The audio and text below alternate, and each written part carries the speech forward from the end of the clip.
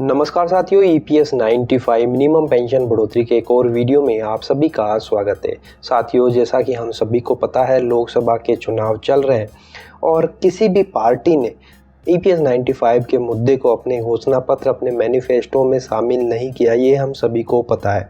इसी को लेकर विभिन्न मंचों पर विभिन्न विचार निकल कर आ रहे हैं। जी हाँ साथियों, बहुत सारे पेंशनर अलग अलग मंचों पर अपने विचार शेयर कर रहे हैं, जिसमें कोई कह रहा है कि हम चुनाव का बहिष्कार करेंगे, कोई बोल रहे हैं कि हम बीजेपी को वोट नहीं करेंगे, कोई बोल रहा है हम नोटा का प्रयोग करेंगे। तो साथियों, अलग अलग मंचों पर अलग अलग विचार निकल कर आ रहे हैं, जिससे भ्रम की स्थिति बनी हुई है। इसी को लेकर एनएससी के राष्ट्रीय अध्यक्ष कमांडर अशोक रावत जी ने भी अपना पक्ष रखा था, पूरा क्लेरिफिकेशन दिया था। नमस्कार।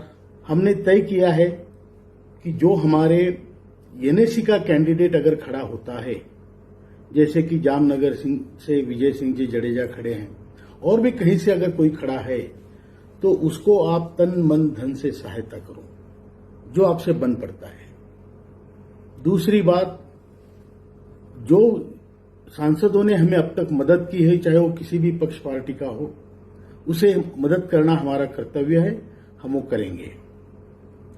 तीसरी बात, जिन्होंने हमें अगर मदद नहीं की है या हमें कोई तवज्जो नहीं दिया है अब तक, उसके बारे में क्या करना है, ये हमारे जिला अध्यक्ष को हमने अधिकार दिया। लेकिन इन सब के बावजूद भी अभी भी कंफ्यूजन की स्थिति बनी हुई है। तो आज के इस वीडियो में हम इसी पर डिस्कस करने वाले हैं और एक क्लैरिटी जितने भी भारतवर्ष में पेंशनर हैं उनके सामने रखने की कोशिश करेंगे। तो यहाँ पर आप देख सकते हैं, यहाँ लिखा है कि एनएससी राष्ट्रीय संघर्ष समिति और लोकसभा चुनाव। साथियों, लोकतंत्र में वोटिंग हमारा अधिकार है, इसलिए हम लोकसभा के चुनाव में अपना मतदान अवश्य करें। तो पहली बात तो ये हो गई कि हमें मतदान अवश्य करना है। चुनाव बहिष्कार अथवा नोटा से हम बुजुर्ग बिल्कुल अलग रहें, इसमें किसी भ्रम या दुराग्रह से हमें बचना चाहिए। दुख की बात है कि किसी भी राजनीतिक दल ने अपनी घोषणा पत्र में ईपीएस 95 के सेवानिवृत्त कर्मचारियों के लिए कोई घोषणा नहीं की है, इसलिए किसी दल के समर्थन अथवा विरोध करना हमारे लिए आवश्यक नहीं है। आगे लिखा है, हम सेवानिवृत्त कर्मचारियों में से जिन व्यक्तियों ने चुनाव में उम्मीदवारी दी है, उनका हम तन मन धन से समर्थन अवश्य करें। किसी भी दल के उम्मीदवार हो, किंतु यदि उन्होंने हमारे मांग के समर्थन में काम किया है, हमारा नैतिक कर्तव्य है कि हमें उनका चुनाव में समर्थन करना चाहिए। जिसने हमारे मांग के विरुद्ध हमारे संघर्ष को कठिन बनाया है, हम चुनाव में उनका विरोध करेंगे। तो साथियों, यहाँ पर देखिए तीन चीज़ें मेन निकल कर आ रही है। पहला तो ये है कि हमें मतदान अवश्य करना है, चुनावों का बहिष्कार नहीं करना है, ये हमारे लोकतंत्र के लिए ज़रूरी है। दूसरा, अगर किसी भी क्षेत्रों में ईपीएस 95 और एनएससी के उम्मीदवार अगर खड़े हो रहे हैं, चुनाव लड़ रहे हैं, तो पूरी तरीके से तन मन धन से उनका समर्थन करना है, प्रचार प्रसार करके उनको जिताने की पूरी कोशिश करनी है। दूसरी चीज़ है कि जिस भी क्षेत्र में अगर एनएससी के उम्मीदवार नहीं खड़े हो रहे, लेकिन ऐसे उम्मीदवार, ऐसे सांसद हैं जिन्होंने कभी ईपीएस 95 का समर्थन किया था, सपोर्ट किया था, तो उनको जिताने की पूरी कोशिश ईपीएस 95 पेंशनरों को करनी चाहिए।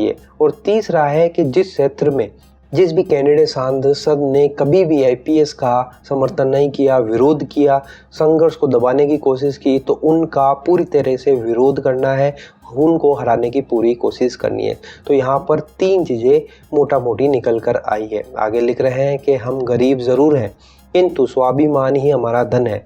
हम सभी पूर्ण परिपक्व और राष्ट्र हित में समर्पित हैं, अतः धन के लालच में किसी का समर्थन अथवा विरोध नहीं करेंगे। हम चुनाव संपन्न होने और नई सरकार बन जाने के बाद अपनी मांग न्यूनतम पेंशन 7,500 प्लस डीए और चिकित्सा सुविधा के लिए अपना संघर्ष जारी रखेंगे। इसमें किसी भी प्रकार की कोई शंका नहीं है। हमारा संघर्ष कमांडर अशोक रावत जी के नेतृत्व में तब तक चलता रहेगा जब तक समाधान पर हम पहुंच नहीं जाते। तो साथियों, यहाँ पर देख सकते हैं, एक बार वापस क्लैरिटी देने की कोशिश की गई है। लोकसभा चुनावों को लेकर बहिष्कार बिल्कुल नहीं करना है, नोटा का प्रयोग भी नहीं करना है, अपने कैंडिडेट एनएससी के अगर कोई खड़ा है तो उसका समर्थन करना है, और जिस सांसद ने ईपीएस 95 का समर्थन किया तो उसका भी समर्थन करना है, लेकिन जिसने ईपीएस 95 का विरोध किया है तो उसका पुरजोर तरीके से विरोध करना है। तो साथियों आई होप आपको यहाँ पर क्लैरिटी मिली होगी। आपकी क्या राय है, सुझाव है, कमेंट बॉक्स में ज़रूर बताइए। वीडियो अच्छा लगा तो लाइक शेयर ज़रूर करिए। इसी तरह की अपडेट पाने के लिए चैनल को ज़रूर सब्सक्राइब कर लीजिए। तो फिर मिलते हैं नई अपडेट के साथ। जय हिंद, जय भारत।